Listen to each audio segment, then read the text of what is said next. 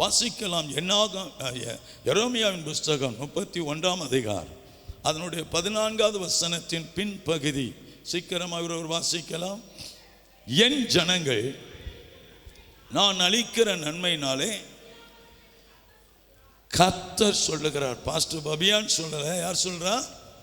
கர்த்தர் சொல்லுகிறார். கர்த்தர் சொன்னதை எப்படி நான் பேசுகிறது இந்த மைக்ரோஃபோன் மூலமாய் சத்தம் உங்களுக்கு தெளிவாய் தொனிக்கப்படுகிறதோ, இதை போல ஆவியான தேவன் மாம்சமான மனுஷனை கொண்டு இந்த நாளிலே கூடி வந்திருக்கிற தேவ சபைக்கு கர்த்தர் சொல்லுகிற வார்த்தை, ஆண்டவருக்கு மகிமை உண்டாவது. என் ஜனங்கள் நான் அளிக்கிற நன்மையினாலே அவர்கள் திருப்தி ஆவார்கள். அவர்கள் தேவைக்காய் அலைந்து திரிவார்கள் என்று அல்ல, அவர்கள் பல காரியங்களுக்காக இறைந்து திரிவார்கள் என்று அல்ல. என் ஜனம் திருப்தியா இருக்கும். ஆண்டவருக்கு மகிமை உண்டாவதாக. யோவான் 5ஆம் அதிகாரத்தில் கவனிக்கும் போது திரளான ஜனங்கள் இயேசுவினிடத்தில் வந்திருந்தார்கள். அந்த திரளான ஜனங்களை கண்டு அவர்களுக்கு தேவன் 6ஆம் அதிகாரம் யோவான் 6ஆம் அதிகாரத்தில் திரளான ஜனங்களை கண்டு அவர்களுக்கு அப்பம் கொடுக்க கேட்கும் போது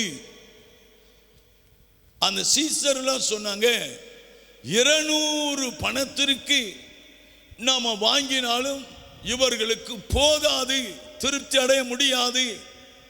200 பணம் என்பது நம்முடைய இந்திய மதிப்பின்குரிய பணத்தை போன்று அல்ல. அந்த 200 பணத்தை வைத்து கர்த்தருக்கு மகிமை உண்டாவதாக பல ஆயிரங்களுக்கு நல்ல சாப்பாடு கொடுக்கலாம். 200 பணம் என்பது ஒரு பெரிய மதிப்புக்குரிய காரியம்.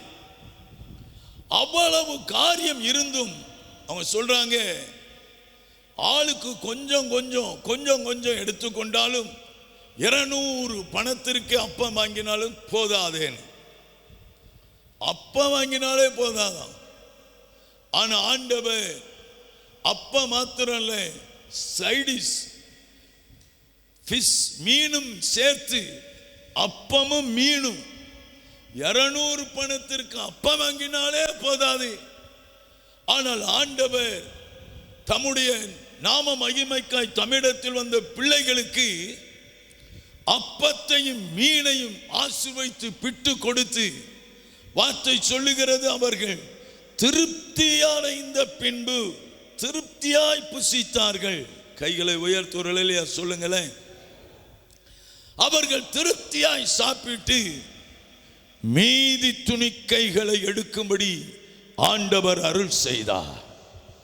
உங்க வாழ்க்கையிலும் இந்த கேள்வியோடு இருக்கலாம், இவ்வளவு தேவை இருக்கிறது, இவ்வளவு காரியம் இருக்கிறது, இதை கொண்டு எப்படி சரி செய்வது என்று.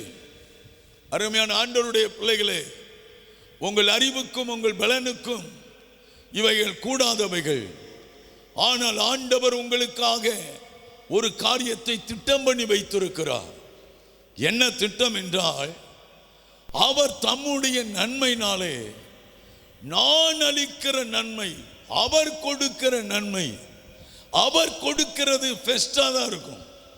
அந்த சிறப்பான நன்மைகளினாலே கர்த்தர் உங்களை என்ன செய்ய போகிறார்? திருப்தி ஆக்க போகிறார். கைகளை உயர்த்தி ஒரு அலையில சொல்லுங்களேன். ஏன் ஆண்டவர் வித்தியாசப்படுத்தி சொல்றாரு? என் ஜனம் அவர்கள் நான் அளிக்கிற நன்மையினாலே திருப்தி அடைவார்கள். நல்லா இங்க கவனிங்க.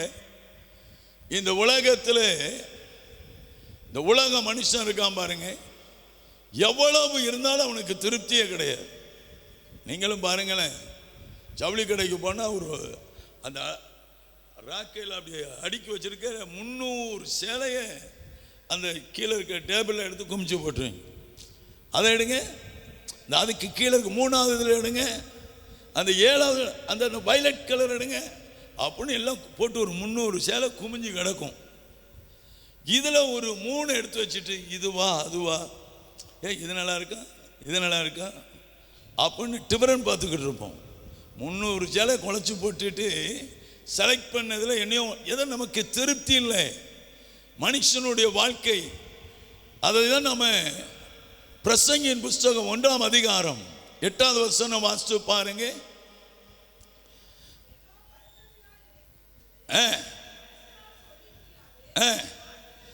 காண்கிறதுனால கண் திருப்தியாகிறதில்லை. ஆமா, கண்ணு என்ன செய்யல, இந்த துணியை விட அந்த துணி நல்லா, அப்பதான் ஒரு நல்ல மாடல் சொல்ஸ் வாங்கி போட்டிருப்போம். இன்னொருத்தி கொஞ்சம் லேசாக அதில் ஒரு சின்ன பெண்டு இல்லைன்னா ஒரு ஸ்டோனு இல்லைன்னா ஒரு நெளிவு, உடனே பார்த்தா அதே மாதிரி அந்த இது நல்லா இருக்க அந்த டிசைன். ஆமே, இதை உடனே அழிங்க, சேதாரம் கொடுங்க. ஒரு லலியா சொல்லுங்களேன். ஆட்களுக்கு திருப்தி இல்லை. இந்த உலகம் திருப்தி அடையாத உலகம். இன்னொரு வசனம் கூட வாசிக்கலாம். நீதிமொழிகளின் பிரசங்கியின் புஸ்தகம் 5ஆம் அதிகாரம் 10வது வசனத்திலே கவனிக்கும் போது, பணப்பிரியன் பணத்தினாலே திருப்தி அடைகிறதில்லை, செல்வ பிரியன் செல்வ பெருக்கினாலேயும் திருப்தி அடைவதில்லை. பணப்பிரியனுக்கு எவ்வளவுதான் பணம் இருந்தாலும் இன்னும் திருப்தி இல்லை. நிறைய ஆட்கள் பல கோடிகளை சம்பாதித்து இந்த ஐடி ரைடு வரும்போது ரகசியமாக கொண்டு எரிக்கானு, 500 ரூபாய் கட்டுகளை எல்லாம் கொண்டு எரிக்கானு. எரிக்கிறதுக்கு முன்னால் அவன்கிட்ட அத்தனை கோடி இருந்துச்சுன்னு தெரியல. எதுக்கு இதை லஞ்சம் வாங்கினேன்? ஏன்னா அவனுக்கு திருப்தி இல்லை. அந்த வசனம் சொல்கிற செல்வ பிரியனுக்கு செல்வத்தினுடைய காரியத்தில் திருப்தி இல்லை. இன்னும் செல்வத்தை, இன்னும் சொத்து, இன்னும் காரியம்.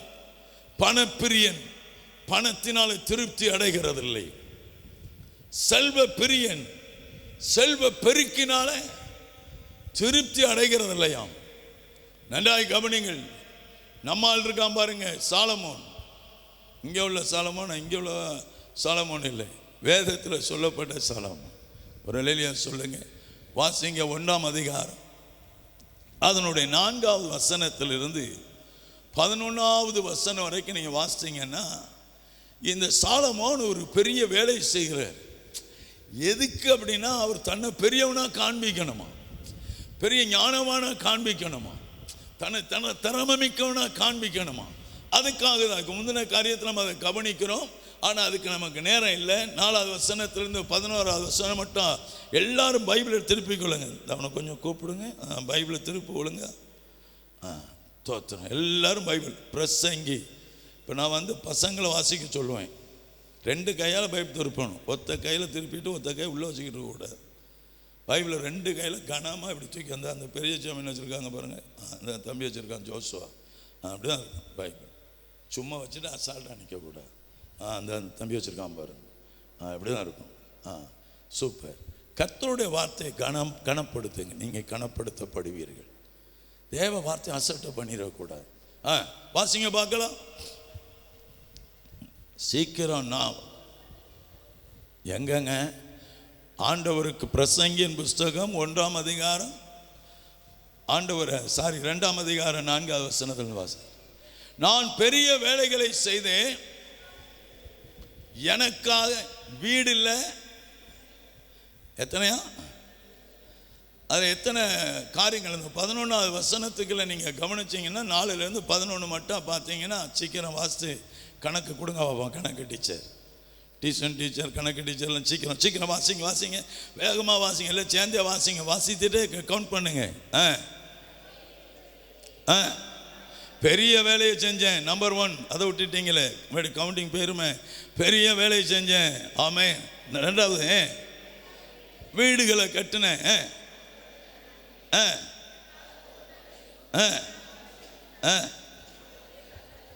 பார்ப்போம் உங்கள் கணக்கு எப்படி வருது பார்ப்போம்.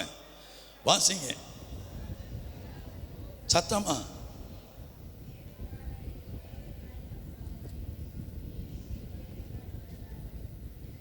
குரல் அப்படி உள்ள போகுது. எதுக்கு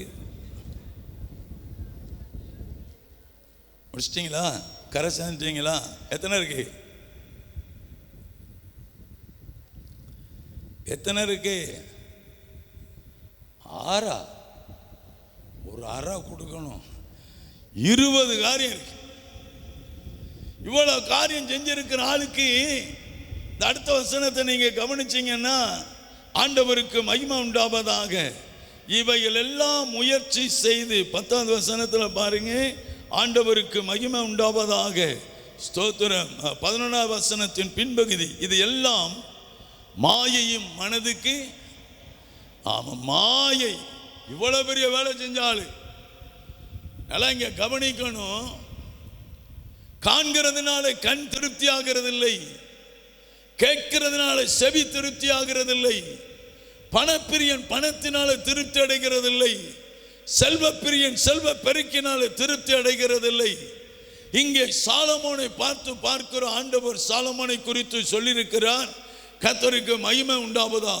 சாலமோனுக்கு முன்பாகவும் அவனைப் போல ஞானத்திலும் ஐஸ்வர்யத்திலும் சகல நன்மைகளும் சிறந்தவன் ஒருவனும் இல்லை, அவனுக்கு பின்பு அவனுக்கு ஒப்பானவன் ஒருவனும் இல்லை என்று ஆண்டவர் அவனை உயர்த்தி வைத்திருந்தார். புதிய ஏற்பாட்டில் சொல்லும்போது காட்டு புஷ்பங்களை பார்த்து சொல்லும்போது சொல்லுகிறார், சாலமோனை போல ஆண்டவருக்கு மகிமை உடுத்திருந்தவன் இல்லை என்று சொல்லுகிறார். அந்த அளவுக்கு பெரிய செல்வ சீமான்.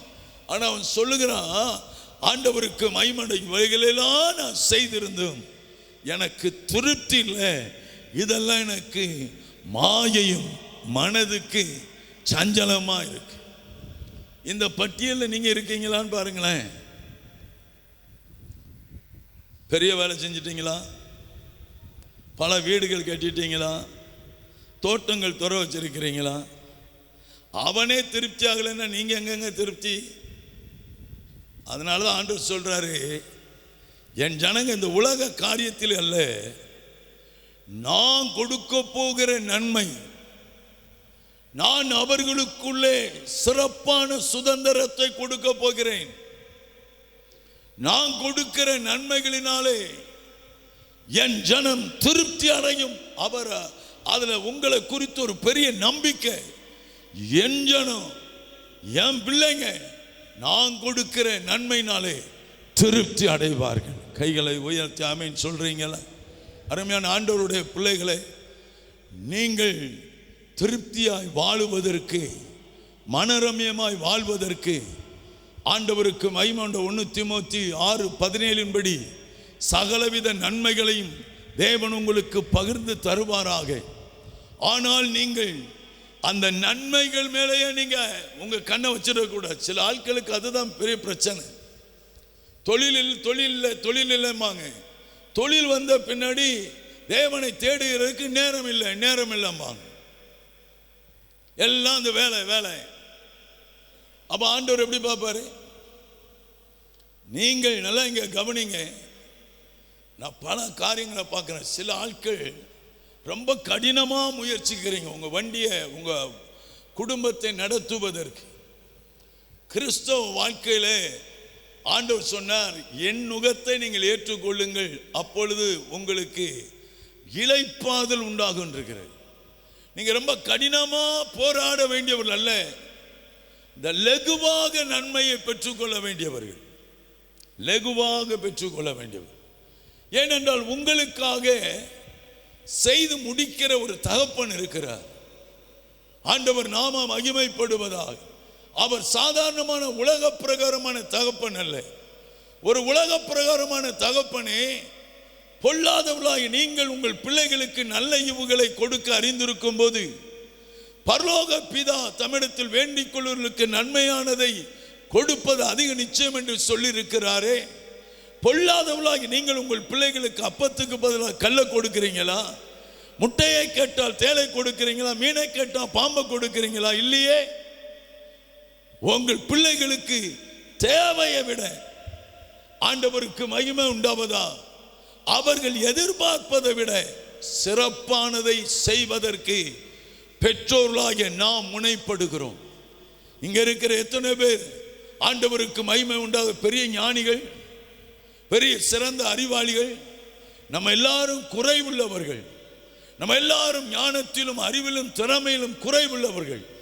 குறைவுள்ளவர்களாகிய நாம் நம்ம பிள்ளைங்களுக்கு நல்ல வாழ்க்கையை எதிர்பார்க்கிறோம், நல்ல உயர்வை எதிர்பார்க்கிறோம், நம்ம பிள்ளைகள் மேல கண்ணும் கருத்துமா இருக்கிறோம்.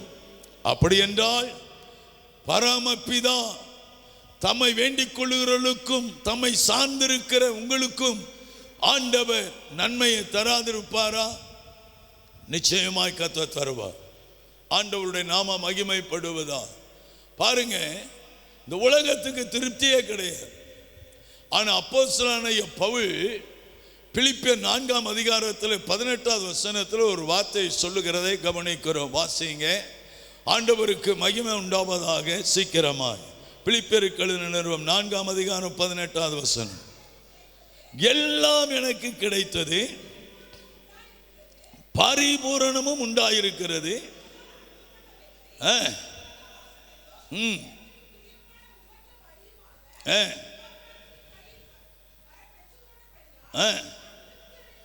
இந்த ஒரு வசனத்தில் என்னெல்லாம் சொல்லப்படுது பாருங்க.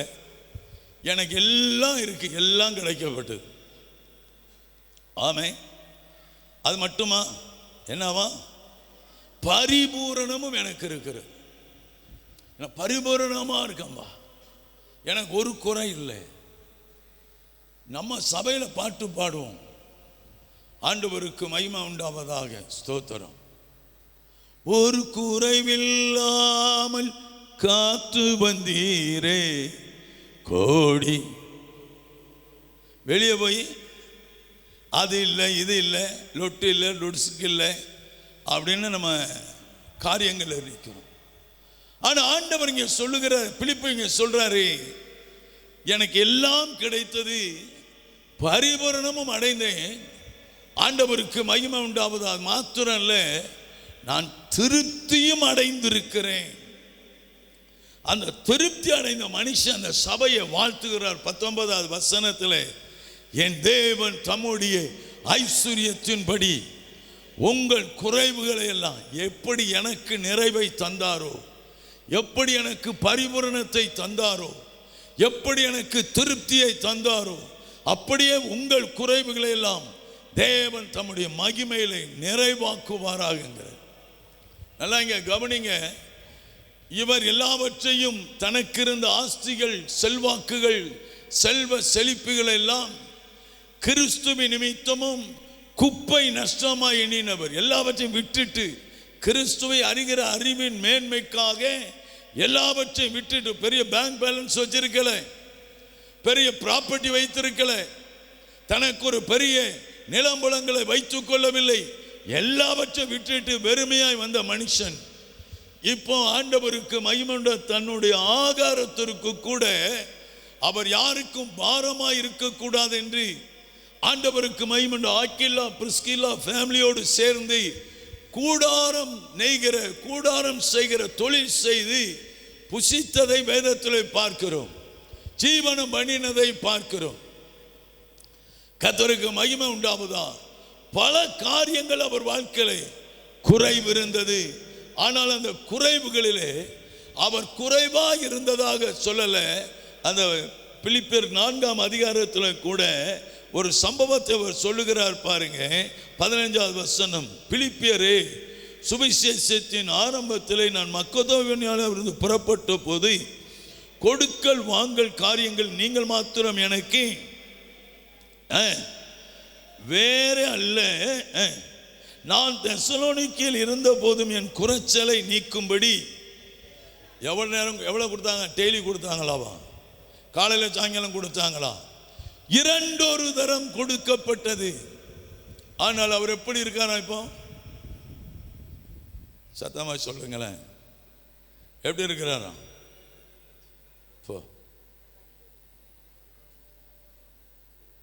ஆமென். பரிபூரணம் அடைந்திருக்கிறேன், எல்லாம் எனக்கு கிடைத்தது, பரிபூரணம் அடைந்திருக்கிறேன், திருப்தி அடைந்திருக்கிறேங்கிறார். அப்படின்னா நல்லா இங்க கவனிக்கணும். எனக்கு அன்பான ஆண்டவருடைய பிள்ளைகளே, நம்ம நிறைய நேரங்களில் திருப்தி அடையாதவைகளுக்காக தான் நம்ம ரொம்ப செலவு பண்றோம், முக்கியப்படுகிறோம். ஆனா ஆண்டவர் சொல்றாரு, என் ஜனம் நான் அளிக்கிற நன்மையினாலே திருப்தி. நான் கொடுப்பேன் என் பிள்ளைக்கு அன்னன்னைக்கு தேவை, அன்னன்னைக்கு நான் கரெக்டாக செய்வேன். அடுத்த வாரம் இல்லை அடுத்த மாதம் 6 மாதம் கழித்து என் பிள்ளைக்கு ஒரு திருமணம் வருதா, திருமணத்திற்கு பல லட்சங்கள் தேவையா, இல்லை ஒரு புதிய பிஸ்னஸ் ஆரம்பிக்க போகிறாங்களா, இல்லை ஒரு புதிய வீடு கட்ட போகிறாங்களா, ஒரு இடம் வாங்க போகிறாங்களா, அந்த தேவைகளை நான் சந்திப்பேன். என் ஜனத்தினுடைய நன்மையை தேவையை நான் சந்திப்பேன். ஆண்டவருக்கு மகிமை. 1 தீமோத்தேயு 6:17 படி சகலவித நன்மைகளையும் நாம் சம்பூரணமாய் அனுபவிக்கும்படி பகிர்ந்து கொடுக்கிற தேவன், ஜீவனுள்ள தேவன். அவர் மேல உங்க நம்பிக்கை இருக்கணும். இன்னைக்கு நம்மளுடைய நம்பிக்கை என்னன்னா, ஆண்டவருக்கு மகிமை உண்டாவதா, திருப்தி அடையாத பொருள்கள் மேலே. இப்ப நான் போய் ஆண்டவருக்கு மகிமை உண்டாவதாக ஒரு பொருள் வாங்க போறேன்னு வைங்களேன், எதற்கு கிரயம் கொடுத்தேனோ அதுதான் எனக்கு கிடைக்கும். எதை வாங்க போனோ, எதுக்கு கிரயம் கொடுத்தனோ அதான் எனக்கு கிடைக்கும். அதை விட்டு எனக்கு வேற ஒன்றும் கிடைக்காது. இப்போ நீங்கள் உங்களை திருப்தி அடைய பண்ணுகிற தேவனுடைய கரத்திலிருந்து வருகிற நன்மைக்காக நீங்கள் எதிர்பார்க்கிறீர்களா? இல்லை என்றால் திருப்தி அடையாதவைகளுக்காக செயல்படுகிறீர்களா? 2 வசனத்தை வாசிக்க போகிறோம். வேகமாய் வாசியுங்கள். ஏசாயாவின் புத்தகம் 55ஆம் அதிகாரம் 2-3 வசனங்களை கவனிக்கலாம் சீக்கிரமாய். நீங்கள் அப்பம் அல்லாததற்காக பணத்தையும் சொல்லுங்க. என்னதான் எல்லாம் சொல்லுங்க. என்னதான் என்ன பொருள்? என்ன பொருள்? உங்க பேரில் இருக்க சேலை சட்டை, சுடிதார், மாடல் ட்ரெஸ் எல்லாம் திருப்தியா இருக்கா? இன்னைக்கு புதுசாக வாங்கணும், இன்னைக்கு புது மாடல் பார்க்கணும். நான் தப்பு சொல்லலை, மனுஷன் இதுதான், நம்ம இயல்பை சொல்றேன். வார்த்தைங்க என்ன சொல்லுகிறது? திருப்தி செய்யாத பொருளுக்காக உங்கள் பிரயாசம், திருப்தி செய்கிற பொருளுக்காக, திருப்தி செய்கிற தேவன் இடத்திலிருந்து வருகிறதற்காக நீங்க ஒரு நாளைக்கு எவ்வளவு நேரம் செலவு பண்றீங்க? திருப்தி செய்யாத, அதனாலதான் இன்னைக்கு நிறைய பேருடைய வாழ்க்கையில திருப்தி இல்லை. ஆனா ஆண்டவர் சொல்றாரு, என் ஜனம் திருப்தி செய்யாதவைகளுக்காக அல்ல, நான் கொடுக்கிறதுல அவங்க திருப்தி அடைவாங்க. நான் அவங்களை திருப்தி ஆக்குவேன். எப்படி அந்த யோவான் 6ஆம் அதிகாரத்தில் 200 பணத்திற்கு வாங்கினால் இது போதாதே என்று சொன்ன இடத்துல, போதாது என்று சொன்ன இடத்துல போதும் போதும் என்று கொடுத்து திருப்தி அடைந்து மீதி துணிக்கைகளை அள்ளும்படி என் ஆண்டவர் அருள் செய்தாரோ, அந்த தேவன் இன்றைக்கு ஜீவனுள்ளவராயிருக்கிறார். உன் குடும்பத்திற்கு கர்த்தர் சொல்லுகிறார், நான் திருப்தி அடையும்படி நன்மைகளை தருவேன். தொடர்ந்து அந்த வசனத்தை வாசிங்க. திருப்தி செய்யாத பொருளுக்காக உங்கள் பிரயாசம். அண்ணே, நீங்க எதுக்கு பிரயாசப்படுறீங்க? ஐயா வாலிபனே, எதற்காக பிரயாசப்படுறீங்க? உங்க பிரயாசம் கொஞ்சம் செக் பண்ணி பாருங்க. இந்த பிரசங்கி 2ஆம் அதிகாரம் 4-11 வசனம் கவனித்தோமே, 1ஆம் அதிகாரம் 8வது வசனத்தை கவனித்தோமே, பிரசங்கி 5:10 கவனித்தோமே. இவைகளெல்லாம் திருப்தி செய்யவில்லை. அந்த திருப்தி செய்யாத பணத்துக்கு தானே ஓடுறோம், திருப்தி செய்யாத செல்வத்துக்கு தானே ஓடுகிறோம். ஆனா தொடர்ந்து வாசிங்க பாருங்க. நீங்க எனக்கு கவனமாய் செவி கொடுத்து நலமானதை சாப்பிடுங்கள், மகிழ்ச்சியாகும், திருப்தியாகும். உங்கள் ஆத்துமா அப்படி நல்ல ஒரு உணவை சாப்பிட்டுட்டு, நல்ல ஒரு ஆண்டவருக்கு மகிமையான ஒரு சாப்பாடு, ருசியான சாப்பாடு, நல்ல கெல்த்தான சாப்பாடு சாப்பிட்டுட்டு அப்படியே திருப்தியா, அப்பா இங்கே மட்டும் இருக்கு அப்படி சொல்லுவோம்ல, சில பார்த்துருக்கீங்களா? அது அபூர்வமாக தான் சொல்லுவோம். ஆமே, அது அபூர்வமாக 1000-ல் 10,000-ல் ஒரு நேரம் தான் சொல்லுவோம். இப்போ நீ நல்ல சாப்பாடுப்பா, இங்கே மட்டும் இருக்கு அப்படிமா. ஆண்டவர் சொல்றாரு, எனக்கு கவனமாய் செவி கொடுத்து என் சத்தத்துக்கு கீழ்ப்படிந்து நடந்தா நீ அறகுறையான பட்னியில் அல்ல, அறகுறையான ஏக்க பெருமூச்சில் அல்ல. வார்த்தை சொல்லுகிறது, நீங்கள் மகிழ்ச்சியாயிருப்பீர்கள், திருப்தியாயிருப்பீர்கள். கரங்களை உயர்த்துறையில சொல்லுங்களேன். இன்னொரு வசனம் கூட, சங்கீதங்களின் புஸ்தகம் கர்த்தருக்கு மகிமை 127 சங்கீதம் 3வது வசனம் பாருங்க, சீக்கிரம் வாசிங்க. நீங்க அதிகாலையிலே விழித்து என்ன அப்பத்தை சாப்பிட்றீங்களா? கருப்பட்டி அப்பமா. ஆமே. நான் சின்ன பிள்ளையில ஆமே அங்கே திரேஸ்புரத்தில் இருக்கும்போது அங்கே தர்மாக்கான்னு ஒரு அம்மா உண்டு. அப்போவே அவங்க வயசான ஆள். இப்போ அவங்க இறந்து பல வருஷங்களாக. அவங்க ஆப்பம் சுடுவாங்க. எங்கள் அம்மா கொஞ்சம் போல கருப்பட்டி கொண்டு போவாங்க. சின்ன பிள்ளைக்கு கருப்பட்டி ஆப்பம், அது முனிக்கி உள்ளே போட்டு அந்த மாவில் ஒரு 3 கருப்பட்டி ஆப்பம் கொடுங்க அப்படின்னு தோத்துறோம். இப்போ அதெல்லாம் சுட மாட்டீங்க. எங்கே நம்மளே கருப்பட்டியாக தான் இருக்கும். கருப்பட்டியா பாஸ்டர், கிலோ 400 ரூபா, எங்கே வாங்க அப்படி சொல்கிறீங்களா? ஆண்டவருக்கு மகிமை உண்டாகுதா? என்ன அப்பமா ஐயாமார்கள் சொல்லுங்க, என்ன அப்பம்? வருத்தத்தின் அப்பத்தை. எப்படி? அதான் அதிகாலையிலே விழித்திருந்து காலையில் எழுந்த உடனே ஆண்டவர் காலையில் ஆராதனைக்கு வந்துக்கிட்டு இருக்க ஒரு தம்பி, ஆண்டவர் நம்ம பிரான்சர்ச்சில் உள்ள ஒரு தம்பி வேகமாக போகிறான். 2 சாக்கையும் பழைய கந்த துணியை எடுத்துட்டு. நம்ம கொஞ்சம் குறும்புள்ள ஆள் பாருங்க. வண்டியை நிப்பாட்டி அவனை கேட்டாலே, எங்கே போகிற? ஆராதனை அங்கே இருக்கு, நீ இங்கே எங்கே போகிற? இல்லை பாஸ்டே, ஒரு சின்ன வேலை, நீ ஒரு வேலைக்கு போனது போதும், முதல்ல சர்ச்சுக்கு போகும். காலையிலே போகிறோம் வேலைக்குன்னு, ஆராதனை விட்டுட்டு. சில ஆட்கள் அப்படியே, தேவ சமூகம் முக்கியம் கிடையாது, தேவனுடைய காரியம் முக்கியம் கிடையாது. காலையிலே எழுந்தோன்னு வருத்தத்தின் அப்பம். நான் சொல்கிறேன், அந்த வசனம் சொல்லுகிறது, தொடர்ந்து வாசிங்க.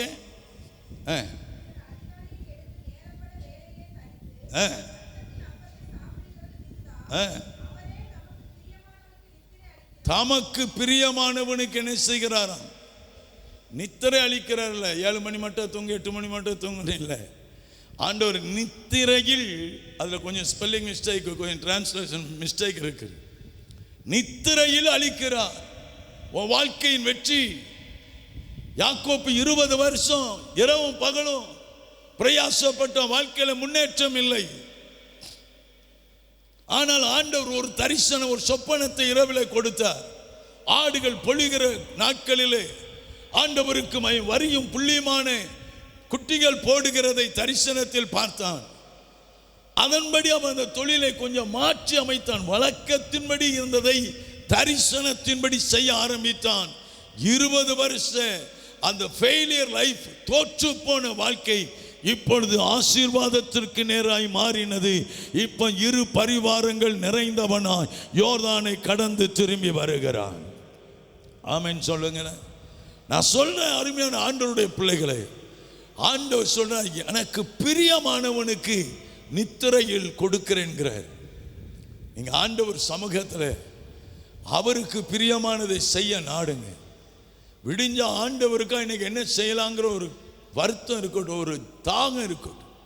இன்னைக்கு ஆண்டவரை பிரியப்படுத்த இன்னைக்கு அவருக்கு என்ன சர்ப்ரைஸ் பண்ணலாம், இன்னைக்கு என்ன கிஃப்ட் கொடுக்கலாம்.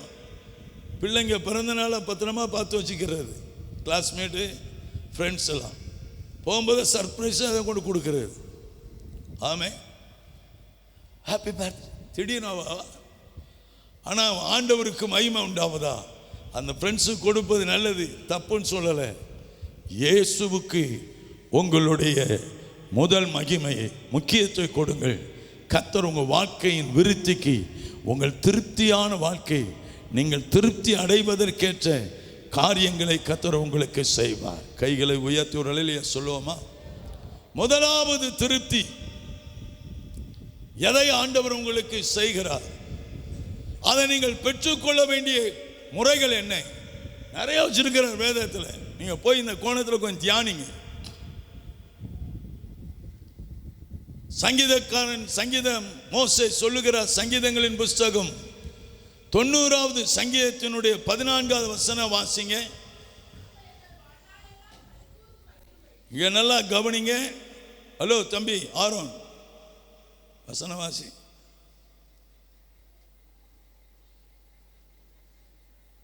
வசனவாசின்னு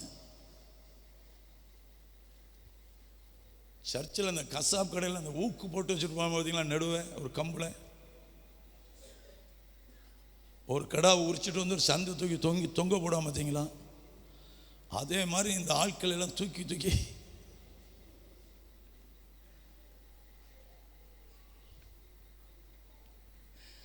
பாஸ்ட் நீங்கள் அப்பப்போ போட்டுக்கு தான் இருக்கீங்க. பாஸ்ட் என்ன சொன்னாலும் திருந்த மாட்டீங்க. சரி, சீக்கிரம் வாசிங்க.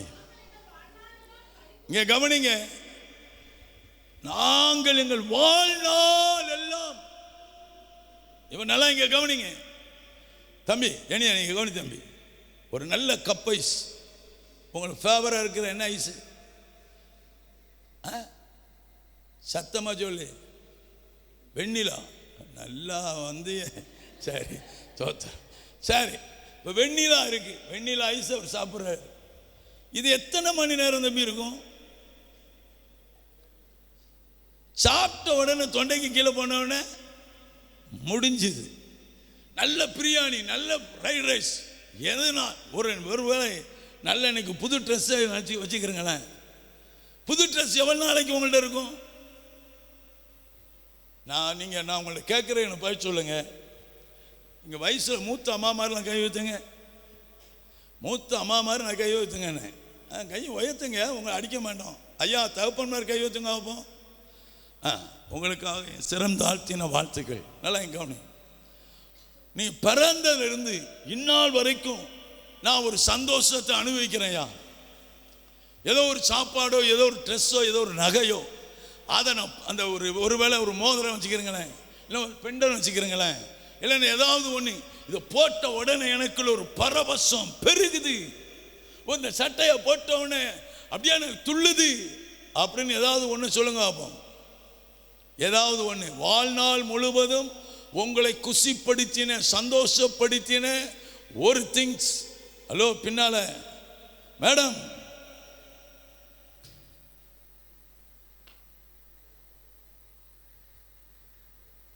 காலையில் பூ வைக்கும்போது நல்லா இருக்கு, 2 மணி நேரத்தில் காஞ்சி போகுது. புது ட்ரெஸ் போடும்போது நல்லா இருக்கு, போட்டு வந்து ஒரு வேர்வை பட்டு கொஞ்சம் இதானவொடனே தூக்கி போட்டுற வேண்டியதான் செலவைக்கு. சோத்திரம். எல்லா அனித்தியமானவைகள் மாயை. ஆனா இங்கே மோசே, நல்லா கவனிங்க, உங்களை போல என்னை போல ஒரு சாதாரணமான மனுஷன் கிடையாது. அவன் அரண்மனையில், ராஜ அரண்மனை, பார்வோன் அரண்மனையிலே சகலவிதமான நன்மைகளை அனுபவித்தவன். பொன்னும் வெள்ளியும் வைடூரியமும் பலவிதமான உச்சிதமான கற்களை, உச்சிதமான ஆண்டவருக்கு மகிமையான ரத்தினங்களை பார்த்தவன், அனுபவித்தவன். உணவிலே ஆனாலும் சரி, உடையிலே ஆனாலும் சரி, ஆண்டவருக்கு மகிமையான உறைவிடமானாலும் சரி, அவன் ஒரு பெரிய ராஜகுமாரனாய் அனுபவித்தவன். ஆனால் அந்த அரண்மனையிலே அனுபவித்த அந்த சந்தோஷத்தை அவன் பார்த்து, என் வாழ்நாளெல்லாம் கலிகூற பண்ணுகிறதுன்னு ஒரு முறை கூட அவன் சொல்லல. ஆண்டவர் விட்டு வந்த எகிப்தை குறித்து ஒரு நாள் கூட பெருமையா பேசல. ஐயா, நான் பார்வோன் வீட்டில் இருக்கும்போது எப்படிலாம் அனுபவித்தேன், எப்படிலாம் செஞ்சேன், எப்படிலாம் வாழ்ந்தேன், இன்னைக்கு இங்க வந்து இந்த ஜனத்தோடு இப்படி கிடக்கிறேன்னு சொல்லி ஒரு நாள் அந்த பார்வோனின் மேன்மையை சொல்லல. காரணம், ஆண்டவருக்கு மகிமை உண்டாவதாக, அந்த பார்வோனின் அரண்மனையிலே அவன் பெற்றிருந்த அத்தனை மேன்மைகளை விட கர்த்தர் காலையிலே கொடுக்கிற கிருபை அவனை வாழ்நாள் முழுவதும் 120 வருஷம் வரைக்கும் அவனை கலிகூற பண்ணினது. நல்ல கைதட்டி கர்த்தரை மகிமைப்படுத்தும். ஆமென், அல்லேலூயா. கிருபை. ஆமென். எவ்வளவு நாள் கலிகூற பண்ணுதான்? வாழ்நாள். உங்களுக்கு ஆண்டவர் ஆயுசு தந்து 80 வருஷம். ஆனால் அதில் 10 வருஷம் தான் ஏதோ சுகமாக வாழ்ந்தேன், 10 வருஷம் பிரச்சனையோடு வாழ்றேன், அப்படி கிடையாது.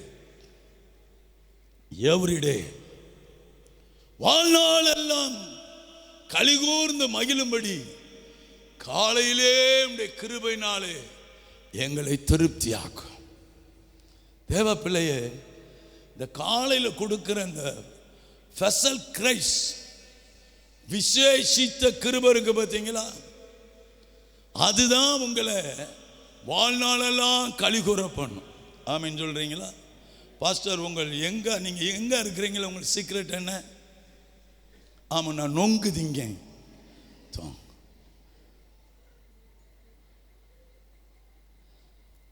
காலையில தேவ சமூகத்தில் வந்து நிற்கிறேன்யா. காலையில புல்லின் மேல் பாருங்க, இந்த சாயங்காலம் இந்த புல்லுகள் மேல சில மிருகங்கள், சில மேய்ப்பர்கள் நடந்து போவாங்க.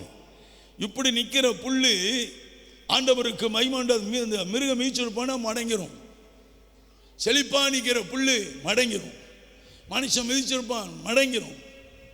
ஆனால் காலையில் அதிகாலையில் பெய்கிற பனி அந்த புல்லின் மேல் இறங்கின உடனே அந்த படுத்து முறிஞ்சி கிடக்கிற அந்த புல்லு நிமிர்ந்து நிற்கிறது.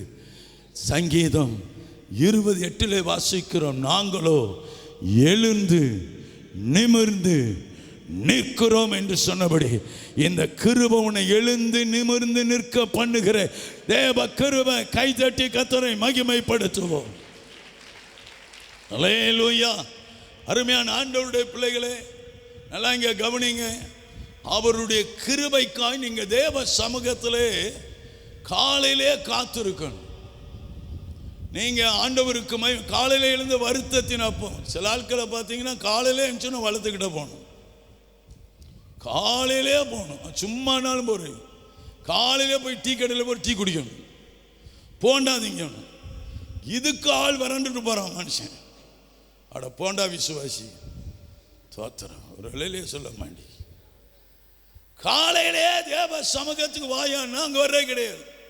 காலையிலே அங்கே போய் நின்று கையில் அடிபட்டுட்டு, பாஸ்டர் அடிக்கடி கையில் அடிபடுது, மறுபடியும் என்ன செய்யணும்? கையில் மோதிரமாக போட முடியும்? சொல்ல மாட்டீங்க. ஒரு வேலையா சொல்லுங்க.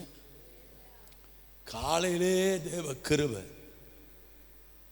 புலம்பலின் புஸ்தகம் 3ஆம் அதிகாரம் 21, 22 வசனங்கள் சொல்லுகிறது, அவருடைய இரக்கங்கள் மகா பெரியவைகள். வாசிக்கலாம்.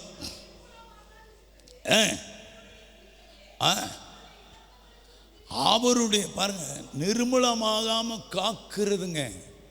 நம்பர் 1, முதல்ல நிர்மூலமாகாமல் இருக்கிறதுக்கு அவர் கொடுத்தார இரக்கம், அந்த கிருபை, அந்த தயவு, அதுவே மகா பெருசு.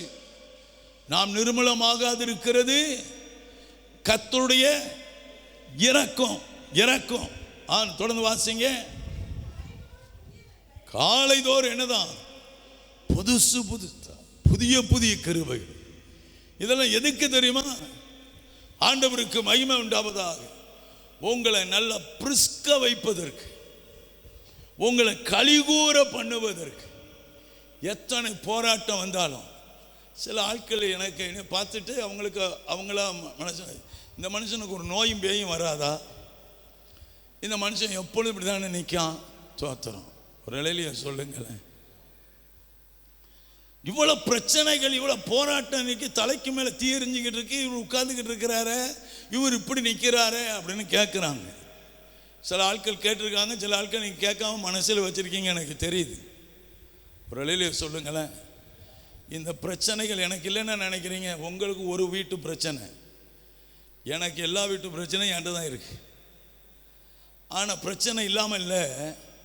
இந்த பிரச்சனைகள் எனக்கு இருக்கு என்பது உண்மைதான். அது என்னை மேற்கொள்ளாதபடி எனக்கு ஒரு இரும்பு கவசம் போல. இப்போ நான் புல்லட் ப்ரூஃப் போட்டிருக்கேன், நீங்கள் சுடுங்க பாப்போம்.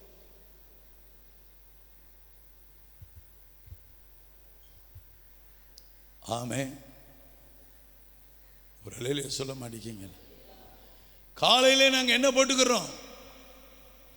இரும்பு கவசம், குண்டு துளைக்காத கவசத்தை போட்டுக்கிறோம். அதுதான் கர்த்தருடைய கிருபை, நிர்மூலமாகாம காக்கிற கிருபை. கைகளை உயர்த்தி ஒரு அலையில சொல்லுங்களேன். நம்ம காலையிலே கம்பளி போரை போட்டு போத்திட்டு தோத்துறோம்.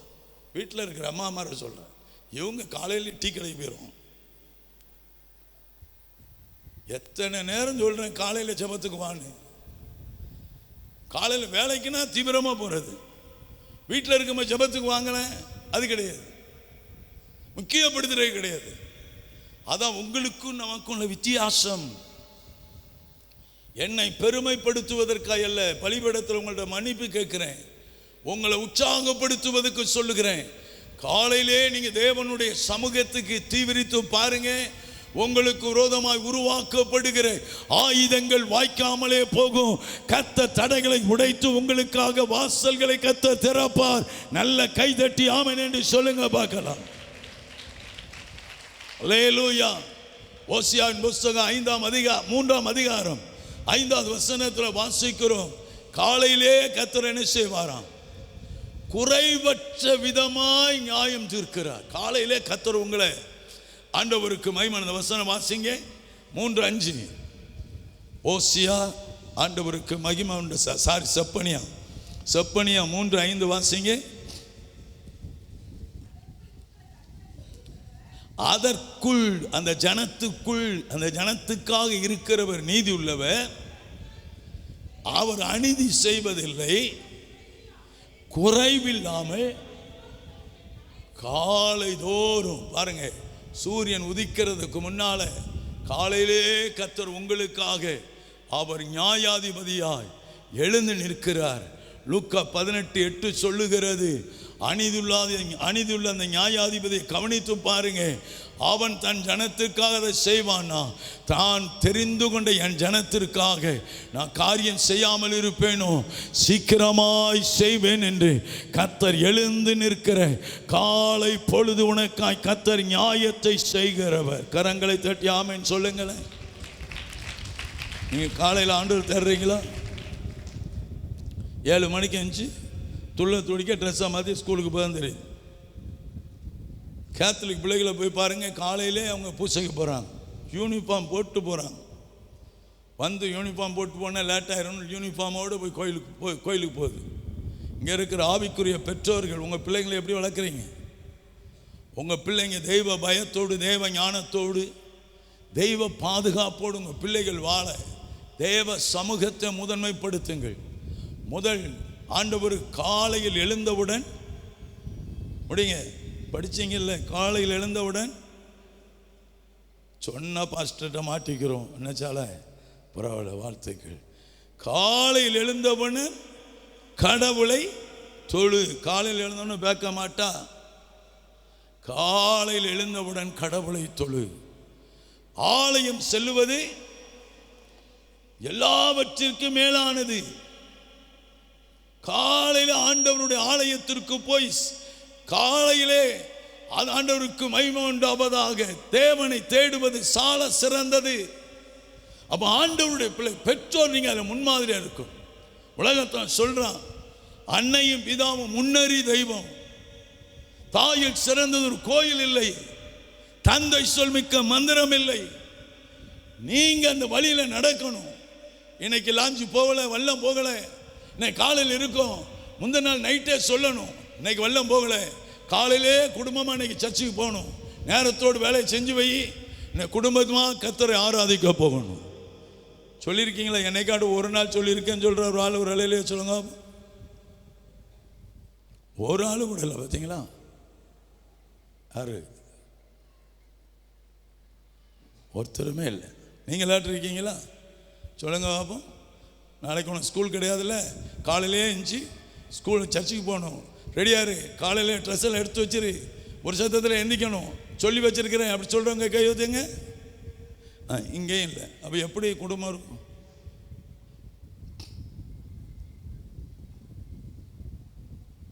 ஒரு இலையிலேயே சொல்லுங்க, முடிக்க போகிறேன்.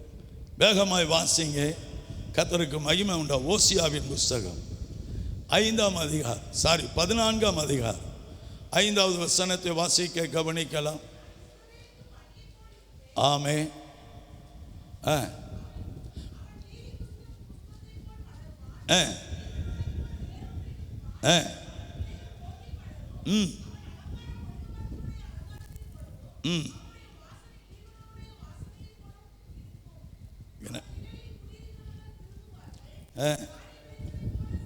நீங்கள் வீட்டில் போய் கவனிச்சு பாருங்க, அவர் செய்கிறது ஒன்றே ஒன்று தான். இந்த ஒரே ஒரு காரியம் தான் அவர் செய்கிறார். அந்த ஒன்றில் இருந்து தேவன் செய்கிற ஆசீர்வாதங்கள் பல கோணத்தில் நடக்கு. அதில் ஒரு 8 காரியம் இருக்குன்னு நினைக்கிறேன். 8 விதமான ஆசீர்வாதம். இஸ்ரவேலுக்கு நான் பனியை போல் இருப்பேன், அவன் லிபனோனை போல லீலி புஷ்பத்தை போல மலருவான். அது நீங்கள் தொடர்ந்து வச்சுட்டீங்க. 8 காரியங்கள் சொல்லப்பட்டிருக்கு. அவர் செய்கிற ஒன்று தான். ஆனால் உங்கள் வாழ்க்கையில் 8 விதமான ஒரு ஆரஞ்சு பழத்துக்குள்ள கர்த்தருக்கு மகிமை உண்டாவதாக ஸ்தோத்திரம். எத்தனை சொல்ல இருக்கு? 11 அடுக்கு இருக்கிறது. ஆனால் ஒன்று தான், ஒரு பழம் தான். அந்த ஒன்றை நீங்கள் பிரிச்சிங்கன்னா ஒன் சைடு 5, ஒன் சைடு 6, இப்படி 11 சுளைகள் இருக்கும். இதே போல தான் ஆண்டவரை நீ அதிகாலை தேடும்போது அவர் பனியை போல உன் மேலே இறங்குகிறார். அந்த ஒரு பனியிலிருந்து புறப்படுகிற ஆசீர்வாதம் 7 விதமான நன்மைகளை நமக்கு கொண்டு வருகிறது. ஆமென் சொல்லுங்களேன்.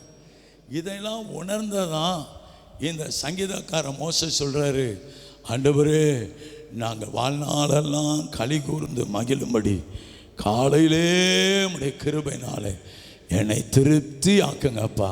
உங்கள் பிரசன்னம் தான் என்னை திருப்தி ஆக்கணும், உங்கள் சமூகம் தான் என்னை திருப்தி ஆக்கணும். ஆண்டவரே உங்கள் பாதம் தான் என்னை திருப்தி ஆக்கணும், உங்கள் முக தரிசனம் தான் என்னை திருப்தி ஆக்கணும். அந்த தேவ சமூகத்தை ஆண்டவரத்தில் கேட்டு பெற்றுக்கொண்டான் மோசே. கரங்களை தட்டி கர்த்தரை மகிமைப்படுத்துவோமா? அதனால தான் தாவீது சொல்லுகிறான் 63ஆம் சங்கீதத்தில் 1லிருந்து 3 வசனங்களை சீக்கிரம் வாசிங்க. 1, 2 மட்டும் வாசிங்க. வாசித்து எல்லாம் எழுந்திருக்கலாம் சீக்கிரம். தேவனே நீர் என்னுடைய தேவன்.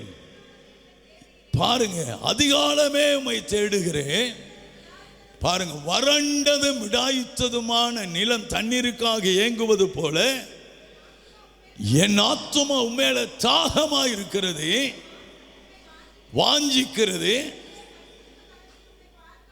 இப்படியே அந்த வாஞ்ச, அந்த ஏக்கம் எப்பொழுது விடியும் சொல்றான். நிறைய வசனங்களை சொல்ல எனக்கு நேரம் இல்லை.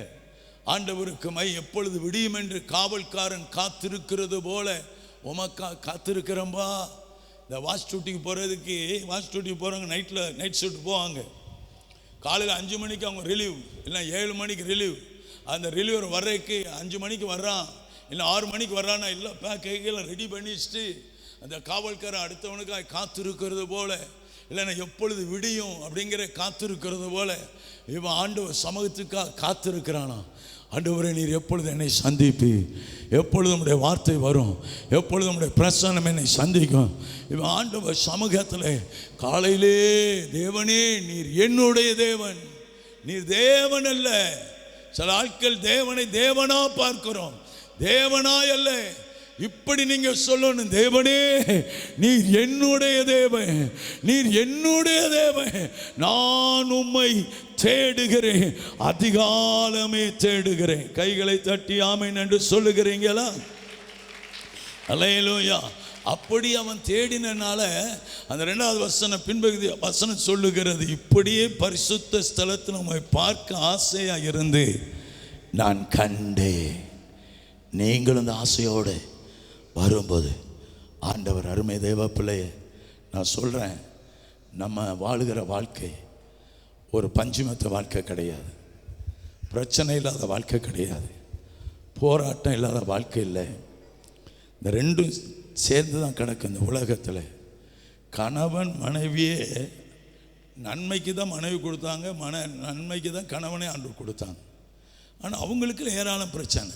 பிள்ளைகளை பாருங்கள், ஆசைக்கு ஒன்று அருமைக்கு ஒன்றுமோ, அதுகளே மனநோவாக இருக்குது. ஆனால் இப்படி போராட்டம் நிறைந்த உலகத்தில் உங்களை ஆறுதல் படுத்துகிற, உங்களை மகிழ்ச்சி ஆக்குற, சந்தோஷிப்பிக்கிற, உங்களை குதூகலிக்க பண்ணுகிறது கர்த்தருடைய கிருபை. அது எப்போ கிடைக்கும்னா காலையிலே நீங்கள் கர்த்தரை தேடணும். சங்கீதக்காரன் சொல்லுகிறது போல, மோசே சொல்கிறது போல, நாங்கள் வாழ்நாளெல்லாம் களி கூர்ந்தும் மகிழும்படி. ஆமென். எப்போ? எண்ட் டு எண்ட், கருவறையிலிருந்து கல்லறை போகும் வரைக்கும், கருவறையிலிருந்து கடைசி வரைக்கும் நம்மளை மகிழ்ச்சி ஆக்குகிற ஒன்றே ஒன்று, அது கர்த்தருடைய பெரிய கிருபை. மற்றவையில் மாறி போகும், மற்றவையில் மாறி போகும். உறவு மாறும், உலகம் மாறும், எல்லாம் மாறும். ஆண்டவருக்கு மகிமை உண்டாவதா? அந்த மாறாத கிருபையில் நிலைத்திருங்க. ஆண்டவர் சொன்னா, என் ஜனம் இந்த கிருபையை பெற்றுட்டானா, இந்த கிருபை அவனை சும்மா வைக்காது, இந்த கிருபை அவனை உயர்த்தும், இந்த கிருபை அவன் பலவீனத்தில் உதவி செய்யும், இந்த கிருபை அவனை தாங்கும். கிருபையில் எத்தனை வித ஆசீர்வாதங்கள் இருக்கு, அதையெல்லாம் உள்ளடக்கின பல நூற்றுக்கணக்கான ஆயிரக்கணக்கான நன்மையை உள்ளடக்கின மூன்றே எழுத்தை உடைய கிருபை. மூன்றே எழுத்து, கிருபை, மூன்று. அந்த மூன்றுக்குள்ள பல ஆயிரம் ஆசீர்வாதங்கள் இருக்கிறது. அதனால தான் ஆண்டவர் சொல்கிறாரு, என் மகனுக்கு என் மகளுக்கு இந்த கிருபையை நான் கொடுத்தேன்னா அந்த கிருபை அவளுக்கு திருப்தியாக இருக்கும். பவுல் அந்த கிருபை பெற்றனால தான் அவர் சொல்லுகிறார், நான் எல்லாம் பரிபூரணம் அடைந்திருக்கிறேன், திருப்தி அடைந்திருக்கிறேன், மேன்மை அடைந்திருக்கிறேனே. இந்த கிருபை பெற்றவர்களாய் வாழ கர்த்தர் உங்களுக்கு உதவி செய்வாராக. எல்லாம் எழுந்திருங்க, கர்த்தர் உங்களை ஆசீர்வதிப்பாராக. ஆமென். அல்லேலூயா. எத்தனை பேர் சந்தோஷமாக இருக்கிறீங்க? பிரிஸ்கா இருக்கீங்களா? ஆமென். அல்லேலூயா. சொல்லுங்க அப்போ, பாஸ்டர் நான் பிரிஸ்கா வந்தேன். பொஸ்குன்னு இந்த பலூனில் காத்துறங்கின மாதிரி இருக்கீங்களே. பிரிஸ்கா வந்தேன். தேவ சமூகம் இன்னும் என்னை அதிக பிரிஸ்கா ஆக்கியிருக்கிறது. தேவனுடைய வார்த்தை, தேவ பிரசன்னம் என்னை பலனடைய பண்ணியிருக்கிறது. சிலால் உட்கார்ந்த இடத்துல எந்திக்கவில்லை பாருங்க, அவங்களுக்கு என்ன பிரிஸ்குன்னு தெரியல. தோத்திர நல்ல கை தட்டி ஆமென் சொல்லுங்க. ஹல்லேலூயா.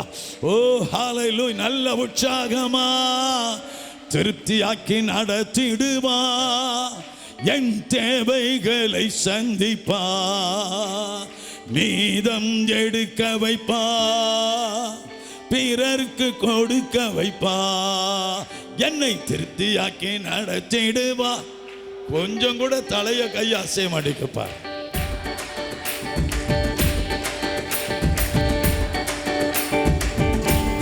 கொடுக்க வைப்பா. எனவே பாடி கொண்டாடுவோ, கோடி நன்றி சொல்வோ, பாடி கொண்டாடுவோ, கோடி நன்றி சொல்வோ, திருப்தியாக்கி நடத்திடுவா.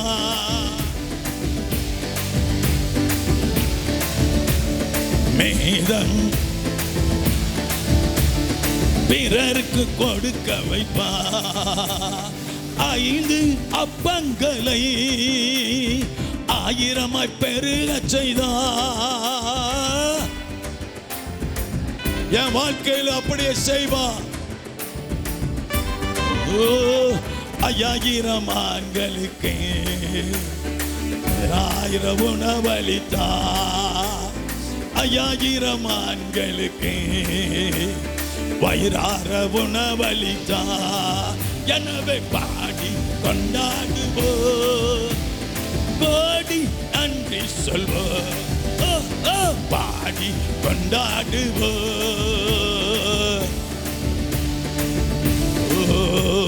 திருப்தியாக்கி நடத்திடுவா, தேவைகளை சந்திப்பா, மீதம் எடுக்க வைப்பா, பிறருக்கு கொடுக்க வைப்பா.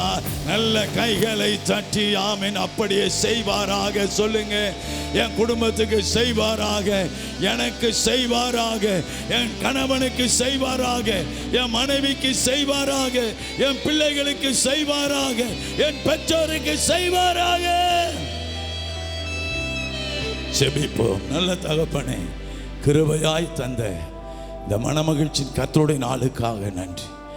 என் ஜனத்தை நீர் எவ்வளவு நேசிக்கிறீரப்பா. அவங்க வாழ்நாளெல்லாம் களி கூர்ந்து மகிழ்ந்திருக்கிற மகா பெரிய கிருபையை காலைதோறும் கொடுக்குறீங்க. அதற்கு அவர்கள் ஆயத்தப்படட்டும். அந்த சோம்பலின் அப்பத்தை தூக்கி தூரி எறியட்டு. அதிகாலையில் தேவ சமூகத்தை தீவிரமாய் தேடட்டும். தேவனுடைய நன்மையை பெற்று அனுபவிக்கட்டும். இந்த சபையிலே கிருபை பெற்ற பாக்கியவதிகள் பாக்கியவான்கள் பெருகும்படியாக அதிகாலையிலே கர்த்தர் சமூகத்தை தேடுகிற குடும்பங்கள் குடும்பமாய் கர்த்தரை தேடட்டும். ஒவ்வொரு புத்தியுள்ள ஸ்திரீகளாய் காலையிலே கர்த்தரை தேடட்டும். அருமையான அண்ணன்மார்கள் தகப்பன்மார்கள் காலையிலே கர்த்தரை தேட கிருபை கொடுங்க. ஒவ்வொருவரையும் பிளஸ் பண்ணுகிறோம். அவருடைய குறைவுகள் மாறட்டும். இந்த வார்த்தையெல்லாம் அவருடைய சிரசில் பலிக்கட்டும். அவர்கள் மேன்மை அடைவார்களாக, உயர்ந்திருப்பார்களாக.